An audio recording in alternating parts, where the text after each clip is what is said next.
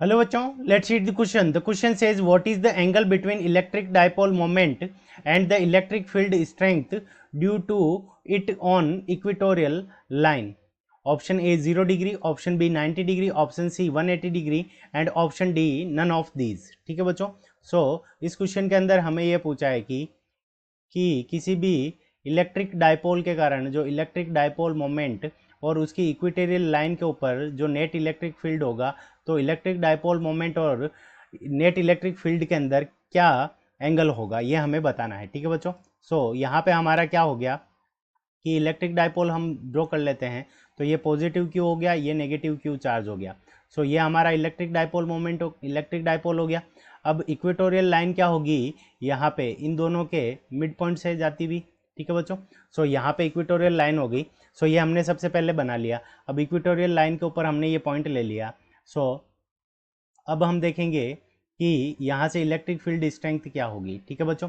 सो इस क्वेश्चन को करने के लिए हम सबसे पहले इलेक्ट्रिक फील्ड की डायरेक्शन और इक्वेटोरियल पॉइंट के ऊपर इलेक्ट्रिक फील्ड की डायरेक्शन देखेंगे और यहाँ पे इलेक्ट्रिक डाइपोल मोमेंट की डायरेक्शन देखेंगे. So direction direction of direction of electric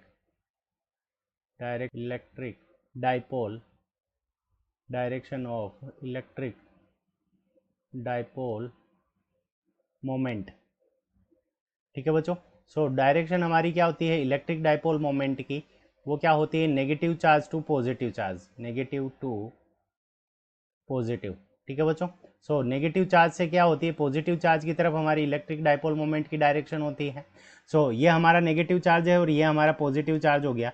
तो इलेक्ट्रिक डाइपोल मोमेंट की डायरेक्शन हमारी ये हो गई. अब देखो इस प्लस क्यू चार्ज के कारण ये दोनों की डिस्टेंस हमारी क्या होगी, ये डिस्टेंस भी आर हो गई, ये डिस्टेंस भी आर हो गई. तो इस प्लस क्यू चार्ज के कारण जो इलेक्ट्रिक फील्ड होगा वो इस डायरेक्शन के अंदर हो गया, ये हो गया E1. और माइनस क्यू चार्ज के कारण जो इलेक्ट्रिक फील्ड होगा वो हमारा क्या होगा इस डायरेक्शन के अंदर हो जाएगा. ठीक है बच्चों. तो इसको हमने मान लिया E2. E1 और E2 दोनों की वैल्यू हमारी क्या है इक्वल है. So E1 is equals to E2.